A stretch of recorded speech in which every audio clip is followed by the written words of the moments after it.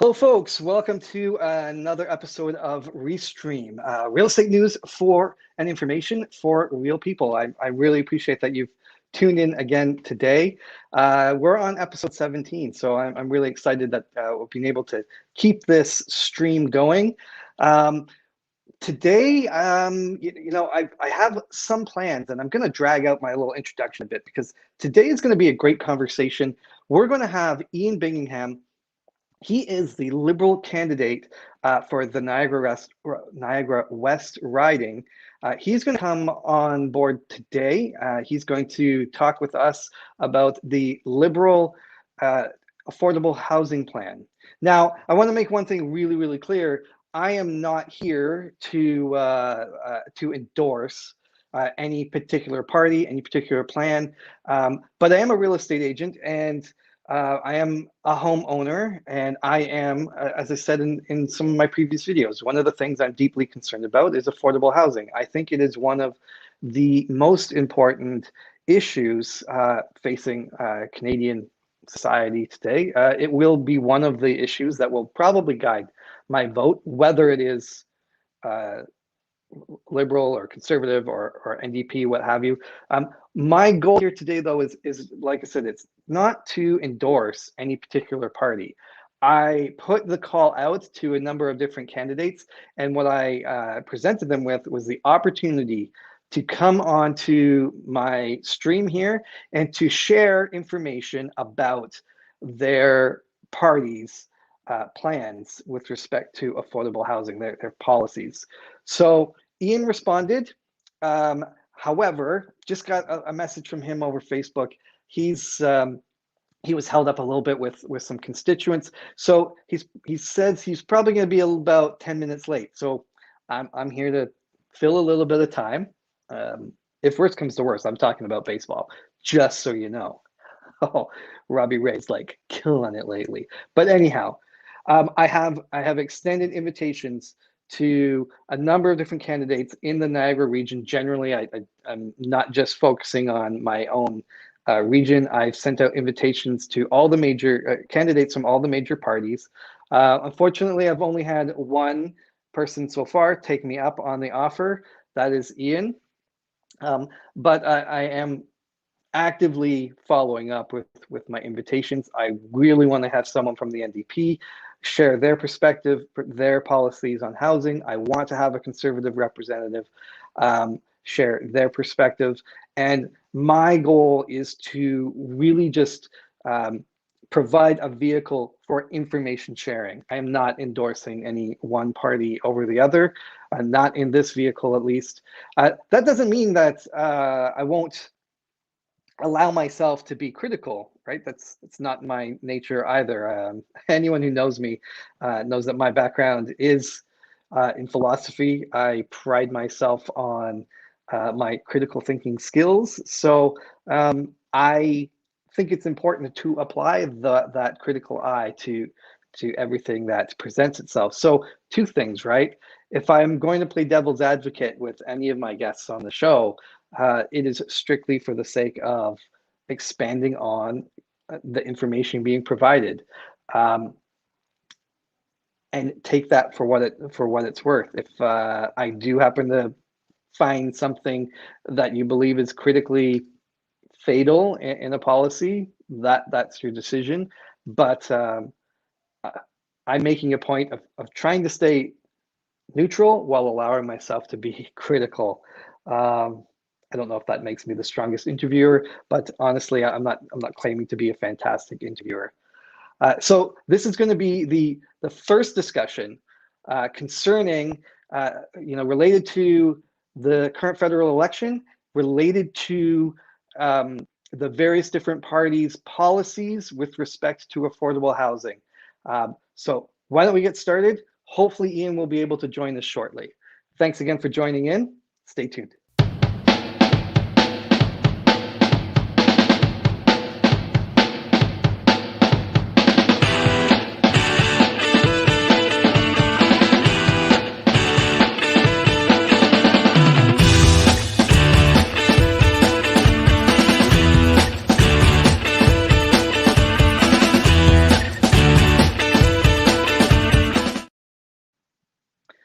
Awesome. So, well, like I said, you can't really fault a politician for getting caught up talking with constituents. So, we're just waiting for Ian to join us. Until then, he did say he'd be able to likely connect with the stream at about 10 after 7. So, we got a bit of time. I would invite you all, if you haven't done so already, I can't stress this enough. I think it's absolutely important that every person, every citizen has access to safe and proper housing that is affordable to them. I think it's an important election issue. I would highly advise everyone to go to the various websites of the various different parties running this year's election and look specifically and with a critical eye for their housing policies. It's very easy to find the Liberal Party's housing policy. It's very easy to find the Conservative and the NDP parties' policies. I looked at some of the other parties, and to be perfectly honest, it was I managed to find some discussions around affordable housing with the Green Party, but I haven't had the opportunity to look too deep at that. I looked at the PPC party, the new People's Party of Canada. Nary a word about affordable housing, which I think was quite concerning. But like I said, I want to remain neutral. So as soon as Ian joins us, I'll bring him up on screen and introduce him. Until then, I think the ball game just got started. I'm not sure what our chances are. As if you don't know me already, I'm a big fan of the Toronto Blue Jays. I was really optimistic this year, and we've seen some great performances from some amazing players. And on the other hand, we've seen some really disappointing performances. But yesterday, oh my goodness, Robbie Ray threw another gem. He finally got a win. He threw another game where he had 10 strikeouts. Before that, he had 14 strikeouts. And honestly, I was looking at the stats today. Um, Robbie Ray, compared to the other Cy Young candidates, I unbelievable. Top three candidates probably this year: Garrett Cole with the Yankees, um, Robbie Ray. Who was the other guy? I'm scrolling here rapidly, trying to find where I'd seen the stats. There we go. And Lance Lynn of the Chicago White Sox. Well, Robbie Ray has the lowest. Well, no, I'm wrong. Second lowest ERA at 2.7 in the league. He's got the highest number of innings pitched, right? 159 innings compared to 135 from Lance Lynn, 148 from Garrett Cole. Obviously, the more you pitch, the more chances you have to get hit. Well, of course, there is that slight chance that his ERA is going to get bumped up just a tick. Number of strikeouts. Robbie Ray is leading the league with 202 strikeouts as opposed to Garrett Cole's 200. We're talking a really close race here. But, one of the things, maybe I'm one of those typical Blue Jays fans with a little bit of a Toronto, Canada axe to grind. But, you listen to the general sports media, and that they're all on the Garrett Cole train. Garrett Cole's most likely to win the Cy Young, and I think that's really only by virtue of the fact that he's a Yankee. Honestly, all right, excellent. Ian has joined us. I don't have to talk about baseball anymore. I feel like I should send out a tweet. Ian's on. Okay, so let's bring Ian onto the screen. There you go. Hello, Ian. How are you? I'm good, Daryl. Can you hear me okay? Yes, I can. I can hear you just fine. Awesome. I want to start by thanking you for joining me today. It's really important to me. I was saying, I don't know if the show is generally me talking to myself, but I think affordable housing is one of the most important issues with respect to the election. Not everyone will agree with me, but I think it's important to that our candidates, our parties have a plan, that they speak to this important issue. So I really appreciate you coming on my show and sharing, going a little deeper than I hope than what we find on the websites. Sure. Well, again, sorry I was a bit late. I was out knocking doors. I got held up, but I appreciate, again, coming on to the show. And yes, I'm happy to answer whatever I can. Awesome. Yeah, I mean, I was saying this too. Can't fault a politician for getting caught up with their constituents. I mean, that's one of the most important things. So I wonder if maybe it would make sense, because I was sincere when I sent out the invitation. I don't want to turn this into I didn't want to have a bunch of candidates on debating. I wanted to give party representatives an opportunity to present their policies, right? And then, I could ask you my questions. And, I was saying I didn't want to back down from being critical. I'm not wanting to be partisan. That's what I'm saying. So along those lines, why don't I start by asking you why don't you share with me what you believe to be the highlights, I guess the important pieces of the housing plan? Sure. And again, it's all also new to sort of all of us, so I'll go as much as I can. I'm going to be using some notes because there's a lot of points. One thing about the Liberal platform, I can tell you, Daryl, it's pretty comprehensive, which I think is important. As you mentioned, it's a big issue, and there's no such thing as putting up a house without a lot of different walls and foundations, and it's like that. So I'll get right into it. There's, in my view, in my eyes, Daryl, there's sort of three main pillars of this plan. So the first thing is making houses more affordable for the people that need them. Now, you know more about this than I do in terms of people looking on the market, looking for houses, of course. But I think it's fair to say that the young generation buying their first home Canadians who are particularly vulnerable to the inflated, what we see as expensive, hard to break into housing market. So the Liberal platform. Yeah, and again, I appreciate you being able to weigh in. I mean, I come from a military background, from a legal background. I'm not on the ground like you are. I assume selling houses, talking real estate all the time. So I'm happy for you to support or contrast any of these points as well. But in terms of that first pillar, so we're on the first pillar. The first thing is that it really drew my attention was a $40,000 hybrid TFSA RRSP that the Liberals are going to install so that young people can put money in tax-free, just like an RRSP, and take out tax-free, just like a tax-free savings account, up to $40,000 if it's being used for the purchase of their home. Right. So that's number one. Maybe you've covered it, and again, it's probably something you've seen online. No, I didn't want to. I had some time. I was thinking, oh, maybe I should, raise some points, read some of the document, but I didn't want to appear partisan, right?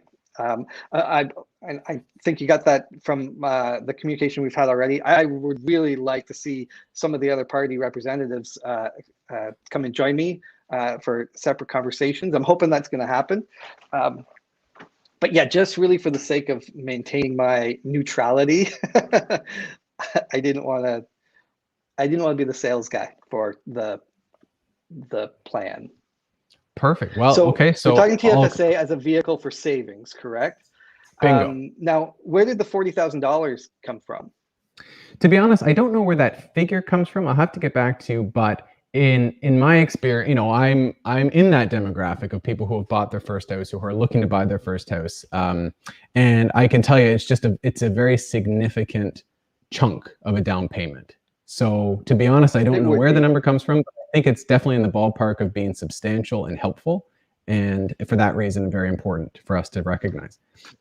Well, I can tell you, you do some quick math, and if you could manage to save your $40,000, hold on, I'm doing some calculator not cooperating. You never heard the expression "never do math on the air," Daryl? I'm surprised. No, apparently you're a brave man. 1 2 3 divided by 0.05. Yes, so $40,000 is 5% of 800,000. I should have actually just known that. So if $5,000 is the minimum required down payment for first-time home buyers, then if you could save $40,000, then at the very least, in today's market, that should get you something. Well, you're wise. I think together we've cracked the code or the case, because the average house in Canada right now, I believe, is about $736,000 or somewhere near that effect. I could be wrong, but if it's around there, then what you're saying could be the answer to why. So again, I don't have that exact answer. It's a little higher answer, in our region, but yeah, it's higher in our region for sure, and that's why in Niagara West I'm so proud of this initiative. The next piece of the first pillar, again, if we're still on pillar 1, is going to be the ability to rent to own. So this is a very interesting piece of legislation, in my opinion, where the landlords have buy-in, the tenants have buy-in, but within 5 years, the tenants can use their rent money towards owning the property at the end of the 5 years. And so that's extremely helpful, because we do find, and I'm sure you know as well, and I see it a lot in my work as a criminal defense lawyer, I have a lot of clients who are just making paycheck to paycheck. There's no way they can save. And so they are paying rent, so they lose that money, but it's not really fair. So that's the second piece of what I consider the most important piece of the first pillar. So is the idea, so there are rent-to-own mechanisms in place right now. What often happens is, it depends on the term, of course, that you've set up with the landlord / home seller. What you'd often do, is you would determine a monthly rent. Very often, if it's a rent-to-own situation, the rent would in fact be higher than your typical market rent. And the additional funds that you're paying towards your rent is actually set aside as part of your down payment for the ultimate purchase. And so and here's what is really challenging with most people that try to do the rent-to-own path, is they have this fixed amount of time, and granted, usually it's shorter than 5 years, but they have to get to the end of that term, whether it's 1 year or 3, and qualify for a mortgage. And the idea is they have this savings, which is the additional part of their rent. What also often happens in those circumstances is that people find themselves to get to the end of the term, if they're not able to secure a mortgage, then they ultimately end up, that the extra rent funds that they've paid goes to the landlord. So they relinquish that. It's their, so how does the model that your party suggesting differ from that? Because I do know, at least in the literature on the website, it suggested that the rent should be lower than the typical.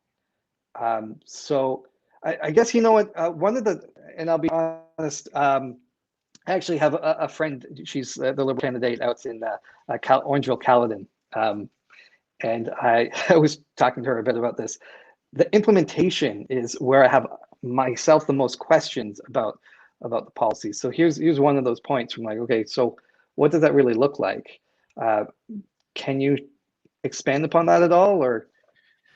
Well, first I'll confirm what you said. The difference between sort of the model that we're used to versus the model that's being proposed is indeed the lower market value affordability piece. Because again, if let's go back to the real world for a second, we're talking about people who are barely getting by or are having trouble affording what they need. A couple $100 every month or $100 is a big deal. It's a big deal for a lot of people. So when we talk about below market value, and I don't know the amount below market value, that's of course still a variable, sure, but that's the big piece. Now, the second question you asked was, how does the implementation work? I don't know the answer. I don't know the answer, but in my reading of what's coming out from and what I'm hearing from the party, which I think is outstanding, is eliminating the financialization of real estate. In other words, what we're hearing from the community is a lot of them feel like the real estate market is more of a financial game than it is a human rights game, which it should be, because housing should be a human right? That's fair. We all need a house. And so we all need a home. Yes. I don't know if we all need a house. Oh yeah, we don't all need a house. No, Okay. a roof over our heads. Oh, Fair enough. absolutely. So, so I don't know the answer to that. In short, I can try and get back to you, but if I just quickly look at my notes to see if I can get any guidance. So while you're looking, I'll just mention this. Yeah. Jeanette, if you're still on, Jeanette has asked us a question, and I might not have noticed the question until it was too late. But it says, "Is this for all home buyers?" And I think at the time we were talking about the TFSA. So why don't we assume that's the case? Would the TFSA approach to saving for a home, would that be available? Like, would there be limitations on that in any way? Yes. So the person would have to be under 40 years old. Otherwise, any savings in that account would convert to an RRSP, is the proposal, and it would be for first-time home buyers. And let me just double check. Yes, it's for first-time home buyers. Right. But that's a great question, Jeanette. Thanks for. It is a great question. If you want to clarify, if you're still watching, by all means, clarify. But thank you for the question, Jeanette. And so I have an answer for you as well. So if we look at this, basically what we're to understand is that there's three principles to this. And so the landlord must commit to charging the renter a lower than market rate. So we've talked about that. The landlord must commit to ownership in a 5-year term or less, and proper safeguards are put in place to protect the future homeowner. So I think overall, this is going to look like either legislation or policy or subsidization that essentially locks in landlords to this sort of commitment. It sounded to me like there had to be some sort of subsidization component to it, and that would make sense then to have the landlords. So if you own the home and you enter into an agreement with someone to say, okay, over the course of 5 years, we're going to put in place this agreement that will, at the end, result in you purchasing the home, then obviously you would need to ensure that both sides of the party of the agreement were engaged for the full 5 years. So that made sense to me. Perfect. And so just because, how much time are we allotted here, Daryl? Because I want to skim the milk, so to speak. We could go on forever, to be honest. Forever? Okay. I would suggest that we do that because we might just be talking to each other. Okay, oh, so Jeanette, why is there an age limit for the $40,000? Okay. No, well, you know what? And of course, there's always going to be those who don't benefit from these policies, and that is unfortunate. I myself wouldn't. I've already bought a home. So I know what you mean, Jeanette. It can seem unfair, but we have to also remember that there's a generation of Canadians that simply don't have a realistic possibility of doing what other generations did, which is, buy a car, buy a home, put a mortgage down. And so it's true that our reflex might be, why isn't it for everybody? But the reality is there isn't an unlimited amount of public resources. We have to spend them as we can, because another thing that's important to Canadians is our debt, right? So we're always looking at that. And when the Liberal Party considered this, in my view, that was the reason, is because the affordability for the younger generation is a totally different ballgame than it was before. So we don't want a whole generation of people who are homeless, renting till they're 60 or 70. And some people still do who are that age, but this whole generation really is facing that. Jeanette is continuing the conversation. She's not very happy. Here, let me show you what Jeanette's saying. So.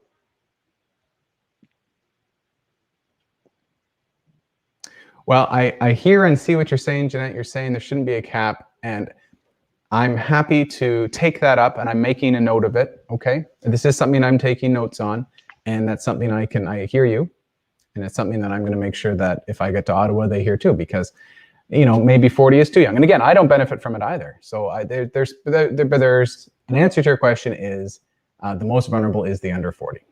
So that was what it's targeted to. I appreciate the question, Jeanette. I really appreciate you joining and discussing. Yeah, exactly. No question. It's perfect. Any questions are important. There are again, like I said, I want to remain more or less neutral, but there's also considerations I'm sure that might have been a factor, because you can't always get a mortgage once you reach a certain age, and it really has to do with just the length of time that they might amortize the mortgage over. So that I'm just putting on my realtor expertise hat. It's hard to secure a 25-year mortgage if you're, I don't know what the cutoff date is, but if you were 50, it would be difficult. And that's a very good point too. And there's so other things that can help with that. So let me move on to the second pillar. If that's okay, Daryl, I can move on to a second pillar, which sort of addresses Jeanette's concerns and also what you raised as well. So what's the rest of the plan? Because we've talked about how it can help young people, how it can people rent to own. The next thing is about the second pillar. Pillar 2 is just building more houses. Simply what the Liberal Party is of the view is Canada doesn't have enough houses. We don't have enough housing, so we need to have more. How do we do that? There's a few ways. The first is we can build more. Another way is to convert office buildings. And so by the end of I believe it's a 4-year period, the Liberal Party has committed and has a plan to 1.4 million, Daryl, new housing units either converted or built.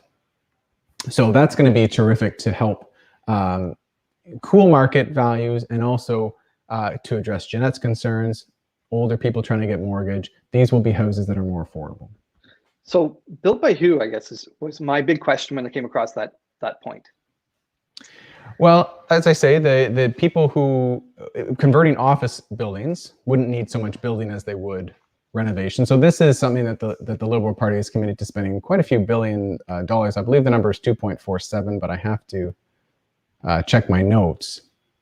I guess really my question, not to interrupt, but my question is really by who. It's one thing to have funds available to, I guess, what I was unclear of when I was reading that platform piece was, is the Liberal Party now proposing that they're going to get into the real estate management, property management business? Are they going to be holding properties and renting them, or are they going to be subsidizing the private sector to develop, whether it's developing new land and building new properties or converting existing buildings into old ones, into new houses? I'll be perfectly honest with you, because I'm not wanting this to be a trap, but I personally don't see a whole lot of incentive for the public sector to make the homes that they build, whether they build 1 billion of them or 1 million of them or what, to make them affordable. Do you know what I'm saying? Exactly. Where's the incentive for the private sector? Of course, again, we're talking about subsidization for the greater good of society, and that's why the funds are there. And I don't know the answer to whether or not what companies are going to build them. I don't have that answer, but I see what you're saying. And again, once more details come out, we're going to have a better answer for that. Okay. But I wanted to keep talking. I mean, again, these are. And Daryl, I should have said when I started, this is all a new development. These platform points, Daryl, come from the Liberal Party listening to grassroots concerns over the last couple months and turning it into proposed policy. So there simply isn't the level of detail that perhaps some of your viewers want, and I apologize for that. But what we're talking about here is a philosophy and how tax dollars are going to translate into that philosophy to get more houses. So the idea is, where there's a will, there's a way. There will be more houses for Canadians. This is the promise. Some of these promises seem unfeasible, or at least, if not unfeasible, they do seem to require implementation of mechanisms that we don't know what they look like. Mm-hmm. Does that make sense? So I don't want to. I want you to have the opportunity to go through the pillars. I think we were leaning towards what you were talking about when you talk about financialization of real estate. But like I say, I'll just put a pin in that, and we'll continue the conversation. Go ahead. Sure. we got lots of pillars, but I do just want to bring up what you mentioned, the feasibility of it all. You have to remember, we as a country are very good at achieving what needs to be done. Look, for example, the price on pollution that was put on in 2016. So this didn't seem possible before. Canadians wouldn't go for it. The provinces wouldn't go for it, but it's gone through the Supreme Court and now it's here. So I understand that, before it's done, everything seems impossible. That's what Nelson Mandela said. So there absolutely is a way with hope and hard work, which is Trudeau's model. It's always been the motto, and it's something I have faith in as well. I mean, we got vaccinations for every Canadians plus some. So this is, there are impossible barriers. Housing, of course, perhaps being the final frontier of difficulty, but it's something that I have confidence we can achieve. We have a lot of good people working hard for that. So we go back to the pillars. I want to talk a little bit more about the third. I want to touch back on the second pillar, because having more housing units in general, something that can help. So proposition of the up to $50,000 tax credit for building a unit for the purposes of a senior family member. This is so important, Daryl. Okay. So I don't know if you saw that, but yeah, that's something I really want to put forward, because imagine the family units getting divided. It's hard for seniors to age in place. Finding a nursing home is almost impossible. Now there's a huge incentive to build what we call a granny suite, or a unit for parents to live. It's just going to be such a big quality of life difference. Would you agree? Yeah, and I think it is consistent with some of the new demographics of Canada. I mean, more and more often I encounter clients who, it's not just mom, dad, and the two kids. It's very often mom, dad, and grandma and the kids, or there's multi-generational homes are definitely more common. So it makes sense to I often, unfortunately, a lot of real estate business comes from people that have to institutionalize their elderly relatives. So I can see, how that sort of mechanism would allow them to either postpone or avoid doing that. Yeah, and to me, it makes good sense. So that's, I think, going to be and especially in Niagara West, there is a higher than average age demographic, and so it's critically important that this gets started, because the tsunami, the gray tsunami, as I like to call it, is going to crash soon. And if we don't have, we have to be realistic about it. And if the factors aren't in place, then there's going to be a lot of suffering. So this will hopefully end a lot of that suffering. Now, the last pillar is about, we talked a bit about it, financialization or legislation, and this is all about protecting homes from financialization. Now, what does that mean? It means that there are tactics that exist currently where speculation and outside buyers and blind bidding do make it more difficult for Canadians to own homes. And so the legislation and the Bill of Rights that's being proposed for homeowners talks about curbing foreign ownership, talks about a maximum amount of time before you can flip a house for profit, talks about reducing blind bidding. And so that will be greatly useful, in my view, for homeowners, home buyers. How? So let's start with reduction of blind bidding. So this is something you'll be very familiar with as well. Yes, I am. But in my view, the practice and what I've seen from my own experience and from talking to constituents is if you're not able to see the bid on a house, then often the price that it ultimately goes for is above market value because of desperation, which is not a good value we should be putting into home buyers. So in my experience, I've had many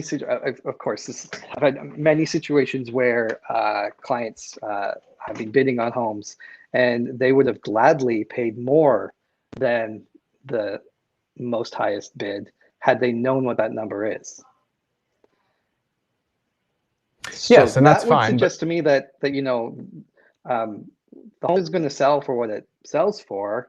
If we take away the blind bidding, and I'm not necessarily, and I'm really, I've had many discussions about this. I'm really not a huge advocate of some of the sales tactics that have been employed lately. Like, we're going to hold all our offers, and then we're going to go into this crazy evening where we have a whole bunch of blind bids go through, um, be presented to our clients. Anyhow,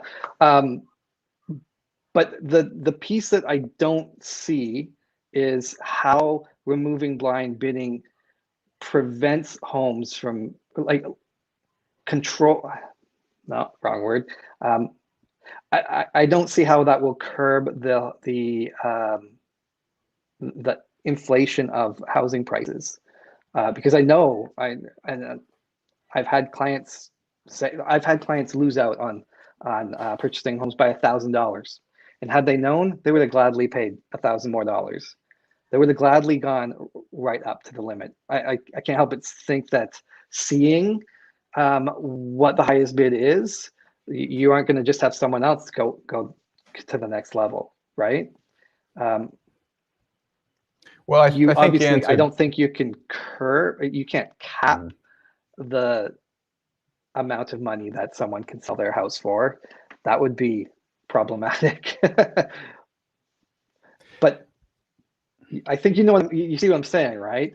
Well, I do see what you're saying. But I disagree in that you have hit the word that sort of, in my opinion, is the key word here, which is the limit. So your clients, you're describing clients who didn't know the limit. So, or sorry, who did know the limit, and then they didn't know the limit, and they would have paid more if had No, they known the they limit. didn't know the number. They didn't know the number to beat, right? It's That's all right. about knowing the number to beat. I always advise my clients to have a limit, because it is not a healthy thing for a buyer to do, to overpay, right? It's not healthy for their own financial situation, and people do get into these circumstances, right, where they get so caught up in the bidding process that they overpay, and they put themselves in a detrimental situation. I just don't know if removing that blind bid piece is really going to stop people from doing that. Um, whether it's a live auction sort of thing where they see and know the number. um, I think there's a disconnect personally between um, the desired outcome of removing the blind bidding to the actual mechanism itself. I don't think the mechanism controls that. Well, I mean, I hear what you're saying, Daryl. We'll have to agree to disagree. I mean, my way of looking at it is someone tells me a lion, a cat, or a dog is sneaking up behind me. I have to swing with a sledgehammer to defend myself. I'm always going to assume it's the lion and swing as hard as I can. But if I know it's sneaking up behind me, I might not use the sledgehammer if I know it's a cat. You see, so knowing allows people, exactly like your clients, if they had known the limit, they would have gone just above it. But not knowing the limit means they will go terrifically above it. And that's what we're seeing. Okay. I think that's I also don't condone hitting lions, cats, I or can dogs with understand sledgehammers. that perspective. No, of course not. Of course not. Do you know? And again, this might be one of those fine details that haven't been worked out yet. But there's a lot of value in things other than the dollar amount in when it comes to buying a house. Are we talking about making public every aspect of a bid? Now that I don't know. I don't know. Do you think that would be helpful in your experience? Um, I think I might have the same sort of response. And actually, I don't know. I'm just working from my personal experience from both sides of the fence. I think sometimes there have been people that might have done something foolish had they known, you could have that house if you just remove your financing condition. You know what I mean? And there's security. So when I say financing condition, I say I'm buying a house and I'm going to offer a certain amount of money. I've talked to the bank, and they've given me a budget I can work with. There's still the security when you make that offer to say, look, my offer is conditional upon me being able to finalize my mortgage. right? So there's security in that because I'm going to go back to the bank, say I found the house that I want, and the bank is then going to apply, the lender, whomever it is, all the final pieces of criteria that need to be applied. And it just might happen, this is happening sometimes now, where one of the criteria that the banks might use is an actual appraisal, right? So if someone go out and appraise the house, you know, and what they're doing is they're doing, hey, if you want $600,000 from me, then there has to be at least $600,000 worth of value in the home. Makes sense to me, right? That's their security. And when it happens that the appraisal doesn't come in at the right value, and therefore the bank declines to finalize the mortgage, at least if the person had that finance condition in place, then they can back out of the deal, right? They're not legally obligated to purchase the house if they've said, look, I'm making you this promise to buy as long as I get my mortgage. If, on the other hand, you know, they're looking at a circumstance where, you know, they're seeing, you know, the number apparently is something they think they can reach. All they have to do is remove that finance condition. Might not be in their best interest to give up that security piece. I don't know. It would really, in that circumstance, no, it would not be beneficial to that particular person. It would really be a question of what kind of individual you are, how much control, how risk averse you are, that sort of thing. And then on the other hand, I mean, there's, you know, I'm sure there's some people out there that says, look, if I want to take that risk, I'm going to take that risk, and it's not up to the government to tell me if I can take that risk, right? But here's the bottom line, Daryl. Something right now isn't working. The system currently doesn't work. So what you're saying is a valid counterexample. Why doesn't it work? Are you saying it doesn't work because we're seeing intense, like, I agree that we have a housing problem. I agree that the inflation of the cost of homes is really detrimental. I mean, it means, like you've said, there are generations of people that have a really hard time fathoming. Jeanette's one of these folks, being able to afford a property. But is that what it is about the system that doesn't work? Because that's a symptom of a larger disease. So if you look at a patient, they've got a fever, then you know there's a sickness. And so the symptoms we're seeing is people can't afford housing, and housing is too expensive. So something has to be done. And so I see what you're saying. You're painting a scenario where blind bidding might be more beneficial, but again, we're going to have to agree to disagree. That in my experience in human nature generally, blind bidding is more dangerous than the alternative, and coupled with the other factors, because remember, this isn't, again, like I said, a house needs many walls to stand. It needs many supporting beams. This plan has many supporting beams. And so it's not just that alone. If we talk about adding the 1.4 million housing, talking about the renting to own, it will, in my opinion, be enough to calm that fever. And that's the hope. And that's the plan. Yeah, I'll be honest with you. I'm not sure if I'm for or against the blind bidding situation. I think logistically, there are some questions that need to be answered, and the implementation of actually making all the various components of an offer to purchase a home public might be, or even if it's not public, just communicating it. These would be some brutal emails. Hey, all you guys, here's all the details of all the offers. Well, in Australia, it's done, and it seems to work okay. I believe in Australia it's done. I have to do more research, but that's what I'm told, and I don't know, but as far as I know, you know, selling a home in Australia is you invite everyone out to your front lawn and they bid, right? That's a literal auctioneer. I'm you know what, I shouldn't talk because I really don't know. That's just what I've seen in unreliable media sources.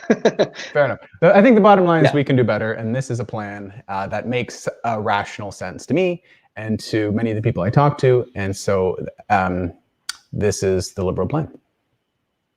Awesome. Okay. one of the things I didn't hear you mention talk about, and I want to draw this out, is what about rental housing? The plan actually speaks in a lot of different ways about rental housing, but I wanted to sort of get the party representative's view of rental housing, because rental housing is certainly a viable option. It's viable, but it's not ideal. So when we've already talked about the renting to own, that's what my memory can capture about the plan. Again, it's fairly new to me, and because we've just been forming this policy, but that is what I can say about renting, is that it's not ideal situation. The person doesn't gain equity. It can lead to a lot of situations where a landlord is taking advantage of clients, of Canadians. So, and of course, the landlord is a Canadian too, but we have to think about the vulnerable in this situation is often the tenants. And so I don't have an answer for you about expanding rental ability other than the rent to own. Okay. I don't know if I want to ask my next question. I mean, it sounds to me that that's a little bit contrary to what you're saying about financialization of the rental market. If we maybe should expand upon that, because I mean, I advise all my clients that, you know, one of the best things about home ownership, and again, this you know, sort of supports your point with respect to the benefits of owning over renting. In my view, I've written a lot about the benefits of owning over renting, so I absolutely believe that yes, owning your home is optimal. But isn't it because of the financial benefits of owning your home, right? I mean, you purchase a home as an investment. Owning a home can give you freedom because you're building equity, because you're fundamentally and essentially financializing your home, right? What does, there is a lot of talk, I guess this is my real question. There's a lot of talk on the Liberals in the Liberal policy documents about financialization. I don't really know what they mean by it. So there are sort of three components to that. The first is foreign investment and speculation. So offshore entities purchasing Canadian properties. So that's number one, which is that's not the point of homes. They're not being lived in, they're just used as a cash crop. It's not ideal. Number two, they're just left empty, are you saying? Right, left vacant, that's right. And then number two would be flipping houses for profit, again, being left empty. So the plan involves, if to avoid capital gains, having to live in a place for 12 months rather than just renovating it, leaving it empty, and then flipping it. And then the third way, which is quite interesting as well, and I'm learning about it still, but essentially, and you will know more about this than I, but large or corporate real estate entities have a history of buying a portfolio of real estate. And so sure. So the Canadian Financial Crimes Agency is something that the Liberals want to bring in. It makes good sense. A sort of, I don't want to say policing, but a monitoring of those types of purchases that are using the real estate market for financialization, to prevent that, to increase down payments in those situations. You're talking money laundering? Yeah, in a sense.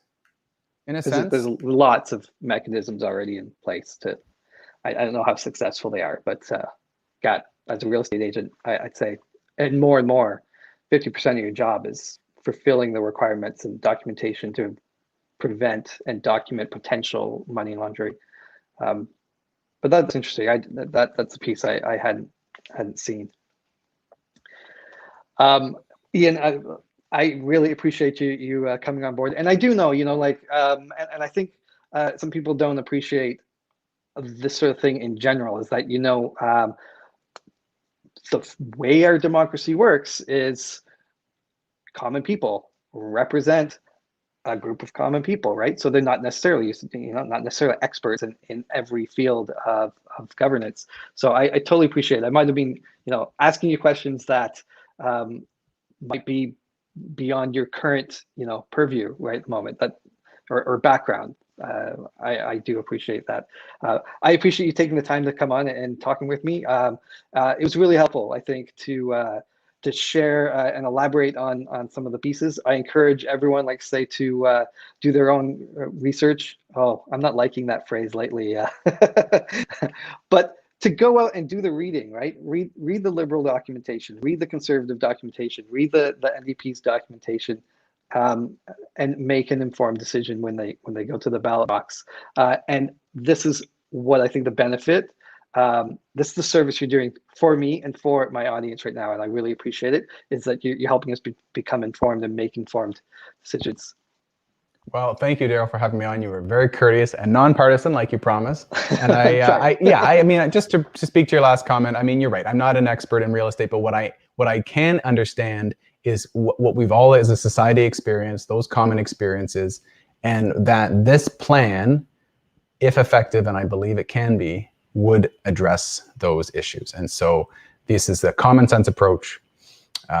You're right. I don't know all the little details, but it's something that I definitely support. And I hope, and I especially thank your audience for listening tonight, because the reality is the democracy only works if we as Canadians explore the options, consider them, and hear from the people who want to represent them. So just a big thank you for having me on. I absolutely agree with you. I appreciate it. Again, I'm going to wrap it up. Stay online for just a second, but I'm going to wrap up the show. I'm going to say thank you. Jeanette, I see you're still trying to get through. Jeanette, I will actually reach out to you because, and I try to, part of my practice, the reason I became a real estate agent, not to get too esoteric, is to help people. So Jeanette, let me reach out to you and see if I can help you figure out your situation. Yeah, I'm going to leave it at that. Thanks again, Ian. Just hold on online. I'm just going to wrap up here.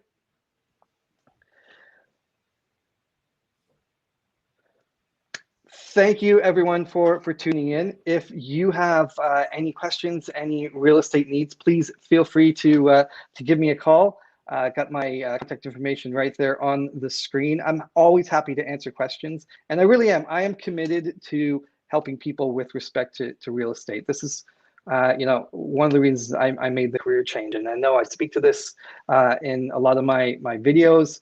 But I hope my sincerity comes through. Like I said, helping people, that's what I do. That's what I want to do. Thanks again for tuning in. I cut it off there because I'm out of breath. Thanks again. We'll talk to you later. Bye.